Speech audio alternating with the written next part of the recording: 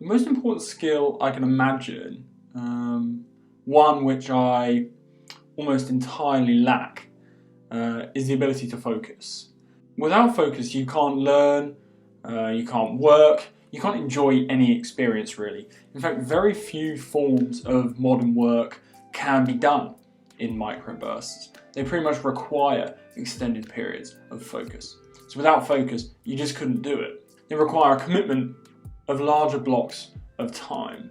Learning is a skill or set of skills kind of by and of itself, but all of them require at least some amount of focus, some level of focus, like a commitment to an extended period of time, whether that's just a few minutes or hours. Deliberate practice basically necessitates awareness of a particular skill and the presence to be sensitive to feedback about how you're performing that skill. That's basically what deliberate practice is. And without focus, you couldn't achieve that. But most important of all, really, you can't really enjoy anything which you aren't focused on. You know, having a conversation with like your best friend is easily ruined if your mind is elsewhere. If you're not focusing on the person, having a conversation with them because you're distracted, how could you possibly enjoy even the most enjoyable of things? The focus and kind of the fruits that it bear, but focus and the fruits that focus can bear are kind of better rewarded than ever in the modern day. If you're an expert in something, if you have expertise or mastery, you have opportunities today like never before. Experts are able to teach across the world, online in various formats, at a scale that is never before been possible, distributing material, worldwide at very little cost. Innovators, which are basically people who focus on a single problem for an extended period of time until they've managed to solve it, are more empowered than ever by modern technology and access to it, which is very cheap or free compared to in previous eras. But innovation requires focus on a single problem for an extended period, and you'll be rewarded handsomely. Focus is extremely lucrative. And work that requires deep thought, the development of insight, or perhaps requires that undefinable human instinct that comes from deep focus on a particular area or domain, is the hardest work to automate. These have the most deeply rooted human requirements that really is very difficult to replicate in machines. But it requires deep work on your part, and deep work requires focus. So doing the focused work that results in kind of highly sought after skills, or that intuition which is hard to define or replicate, makes it very difficult to replace you. That's not to mention that in a world of endless options and chaos, pursuing the depths of your curiosity and passion, focusing on the deep work which interests you, is just about the most rewarding work that you can do. Unlike the Platte River, which is famously a mile wide and an inch deep, mastery, expertise, insight and joy come, in my experience, from plumbing those ill-explored, murky depths. But focus is not what this world is designed for. Attention has become a saleable commodity. Arianna Huffington calls this the attention economy. Big technology companies want your attention as much as possible. The phone you carry around in your pocket is a distraction machine. Email inbox is built to keep you there, refreshing. Just about every modern technology is designed to keep you addicted. This is the price we pay for the convenience of using these things for free. And I'm not going to say that it's not a worthy trade. These technologies contribute enormously to our lives. I'm not going to admonish them as something that we shouldn't be using at all, but it's important that we stay in control to manage our own attention. But with large companies fighting for your attention, it's more important than ever that you're intentional about where you're spending your time and the decisions you're making about how you use your attention. So these are some of the choices that we make every day. work or be distracted, talk to our family or be distracted, eat or be distracted, sleep or be distracted. I'd imagine that we'd all like to fall in the first half of each of those choices, but how often is that actually true? How often do we actually focus on the things that we believe matter? And of course, this is not an attack on technology. I love these free technologies as much as anybody. It's just technology is the obvious one to point out.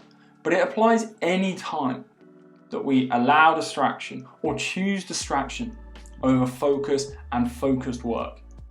And it's something that in recent weeks I've been trying personally to really be intentional about, to make sure that I bring my attention to the decisions and the choices that I'm making, where I'm choosing distraction over focus, where I'm choosing to spend my attention somewhere other than on focus, deep work, or on the things that matter. But focus is not very sexy.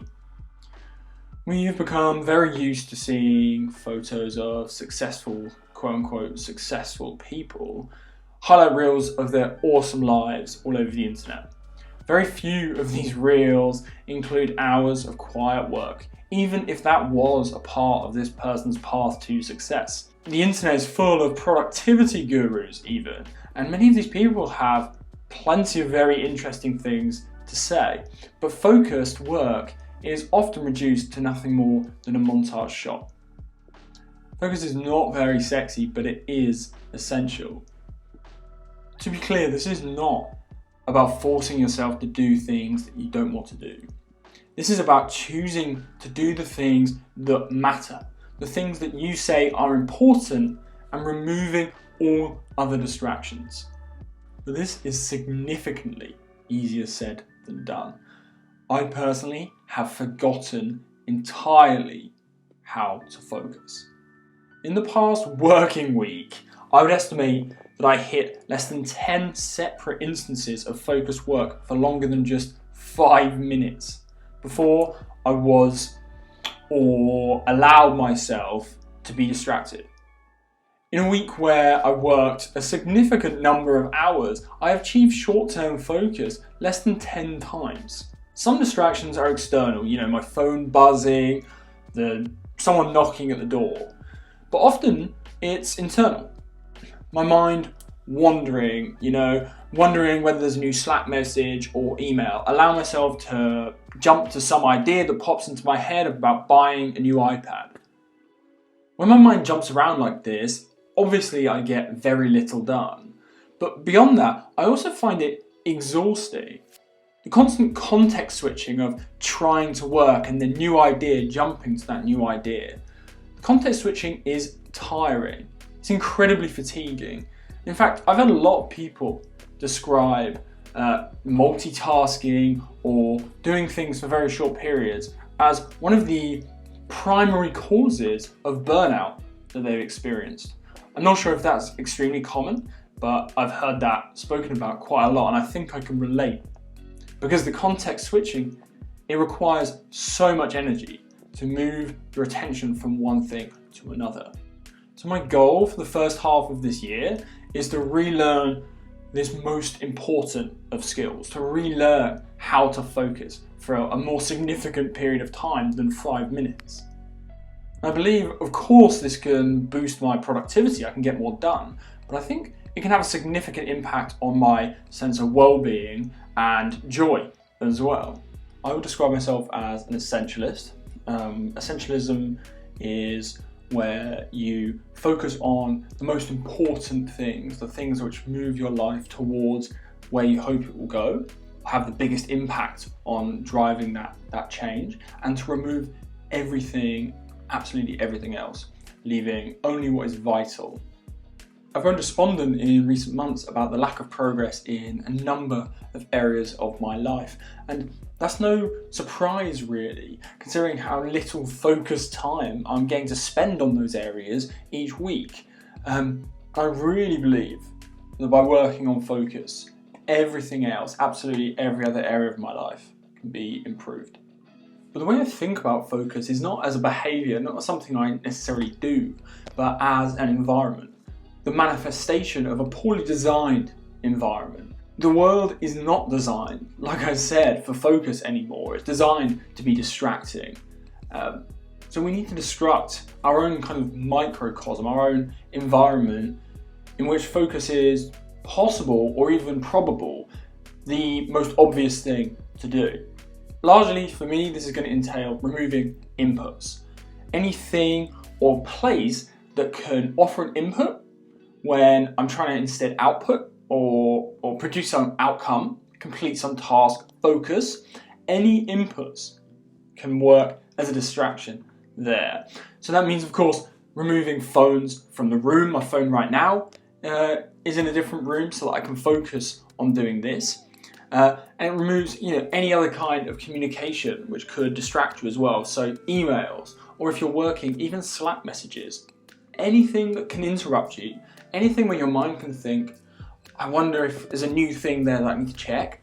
This is a potential input which will take your attention away from what you're supposed to be doing. Slack is a difficult one because for a lot of work, there's an expectation that you will be on Slack, potentially responding in pretty quick time, especially while we're working at home. Slack is a way which a lot of bosses are using to check that you're, there and working. So it's not so simple as, putting your phone out of your room. You can't necessarily turn Slack off, but you do need to set expectations with your team that during focus time, you won't be responding on Slack. And there are actually a number of great tools where you can leave Slack open, but prevent yourself from using it for a given period. Perhaps in a different video I can cover that, but there are a number of apps for Mac and Windows and Linux where you can basically block use of an app. You can keep it running, but you can't actually access it for, say, next 30 minutes if you're doing, say, Pomodoro type focus. And that might be a good avenue to explore, but it's also important that you speak with your team, the people you work with, to set expectations about when your focus time is and what that means with regards to your response time on Slack, so that they're not expecting a reply and therefore you have no pressure to reply. But in general, cut off access to all inputs. Don't rely on yourself just to not use them, because your mind will want to check them. So come up with a concrete way to prevent yourself from using them, whether that is blocking the internet even, unplugging your router, or just finding one of the apps that I mentioned which can block certain sites, the internet altogether, and certain apps. So remember, the world is not built for focus. You have to build your own world where focus is the only option. Build yourself a sanitized incubator for focus. Focus needs time and space, so you need to give yourself plenty of both. The problem with giving yourself a large chunk of time is described by Parkinson's law, which is that work fills the time allotted to it. So when you're scheduling specific amounts of time to do work, make those times ambitious. Schedule that you should get a lot done in a period of time. The thing is that you probably won't achieve that, and that's fine, but there's nothing like running behind schedule to light a fire under you to really make you focus and get to work. But it's so important that you allot large amounts of time for focused work, and resist the urge to think of that time as empty space in your calendar. Don't fill it with calls or even quick chats or meetings. Humans, they can be afraid of emptiness. The idea of having a block of time with no interaction can seem scary. For me, I grew up in a house with brothers. There was always a lot of chaos and noise. So for me, the idea of having a calendar where I'm going to speak to no one, see no one, and just get on with work can be daunting. For me, the tactic that I use is that I listen to kind of ambient sound, hustle and bustle of streets or people talking. Not podcasts or anything where I can actually tune into the conversation, but just this kind of noise that kind of makes my brain think that I'm having human interaction when really I can focus on work. So avoid the need to fill this empty time, schedule it with focused work, and don't give that up for anybody. Small interactions really add up. So if you even have tiny, quick calls in the middle of this empty space, it will really disrupt your flow and reduce the amount of stuff that you'll be able to get done, and will add to the context switching exhaustion, which I talked about, the fatigue of switching between things. So really protect that space, not as empty space, but as focused space for you. And focus needs clarity as well. So don't, like I say, don't think of it as empty space. It's not free time, it's planned and it needs to be clear. You should wake up and go into this time knowing exactly what you're going to achieve. Leave no decision unmade about what you're going to get done, or the you at the time will make the lazy decision. You know, in the present, you're going to choose the easy thing. You're not going to choose focus. You're going to choose distraction. So you should always go into every focus session with a clear priority, a clear set of things that you want to get done during that time. And when the time comes to start executing tasks, make sure you know exactly what the steps are. And it should be written down. So you can glance at a list and know step 1, step 2, step 3, tick them off. By removing that list of steps from your brain, you avoid the need to introspect and to think about what's next. Because every time you invite thought, every time you invite an examination of what needs to be done, you're inviting time in your mind, opportunity for distraction, an opportunity to remember, oh, I didn't do this, or I might want to look at that. And you're away, off down some rabbit hole, hopping off into the world, onto the internet. Have your plan, have it clear, and tick off the tasks.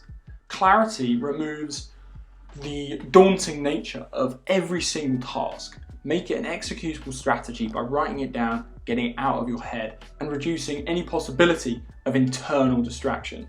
Of course, there is need for pondering time where you need to think about what needs to be done next, but that should be done first, earlier, and separately from focus time. Pondering time has to be separate from focus time because these are different skills, different parts of the brain. Pondering is not conducive to focus, so don't mix them. Ponder, figure out what you need to do whatever it takes to figure out the strategy, the steps that you need to fulfill, write it down, and then focus time begins. Decision space is distraction space, so avoid any need to make decisions outside of the focused work. Provide yourself no opportunity to make take the easy option. Write it down, tick it off. Decision space is distraction space. It's so important to resist reaction. Of all the distractions that I succumb to, the largest portion by far are the ideas that come to me. I drop whatever I'm doing and start Googling, telling myself it will take just a few minutes, then I'll get back to whatever I was supposed to be doing instead. But this disrupts focus. Flow is, completely lost, and I'm out onto some random tangent.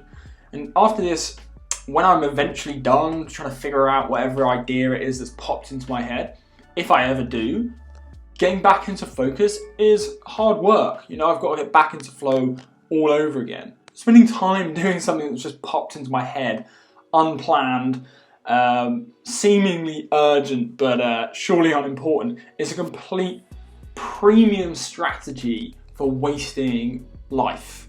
Nothing that comes to me from nowhere in the middle of something else is that important that I need to drop whatever I'm actually working on.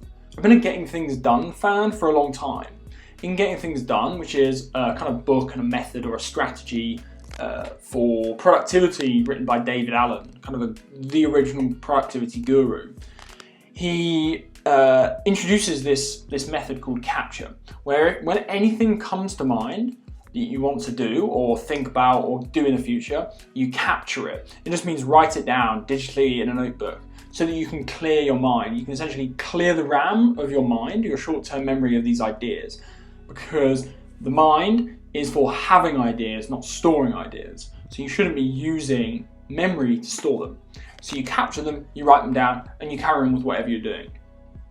And I've been a very kind of religious user of this ever since, because my memory's terrible. So ever since I read this book, I've always written down ideas so I don't forget them.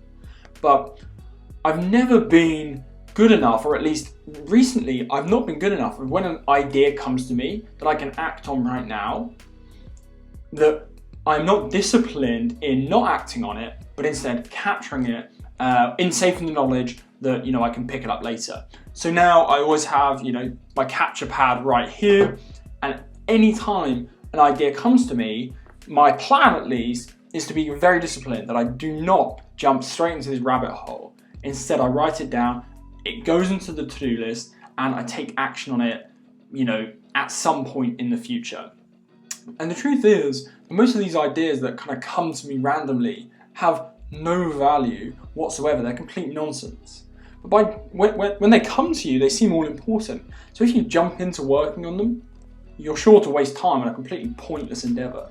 Whereas if you write them in the pad, come back to them later, you can evaluate with a more rational lens how stupid this thing was. You can discard it, groom it aggressively out of your to-do list and forget all about it. And what this does is, if I write it down instead of pursuing it, I keep my flow, keep my focus, and I don't waste time on pointless endeavours. So the kind of message on this is to resist reaction at all costs, no matter how vital the thought feels at the time. Meditation, which is a practice that I'm very passionate about, but very poor and disloyal subscriber to, teaches us that we should observe our thoughts without grappling with them, without diving in and kind of getting involved in our thoughts. And this is exactly what we should be doing. So when we're in focus and we have this idea, instead of diving straight into it, we should observe it, capture it, and then get on with whatever we're doing. And in that way, focused work is a very meditative practice. And of course, this is all much easier said than done. It's really, really hard, really, really tough. This world is not built for focus, and certainly I have forgotten how to focus. And despite all of this advice, which I have ingrained in my brain, which I've just reeled off here, I get it wrong all the time. I fail to focus, I break flow, I stop and live in live lock all of the time. But it's a goal, I think, which is worth sticking to, because I know that feeling of following my curiosity, doing deep work. I know that's where I should spend my time. I know that life in live lock, interrupted every 30 seconds by a new idea or your phone buzzing or whatever else, living in live lock like that is not productive and it doesn't feel good. It doesn't lead to doing the meaningful things in life. It doesn't get you anywhere. You end up chasing one distraction after another, 30 seconds at a time, round and round like a goldfish. I also know that focus on interactions with family and friends is just about the most worthwhile place that I can put my attention, and working on focus in that area is pretty much the primary place that I'm going to be focusing this effort, and the place where I expect to get the most kind of reward, in terms of meaningful interaction as well. Focus is really hard, but I believe it is worth chasing. It's a struggle, so like Ray Dalio would say, struggle well.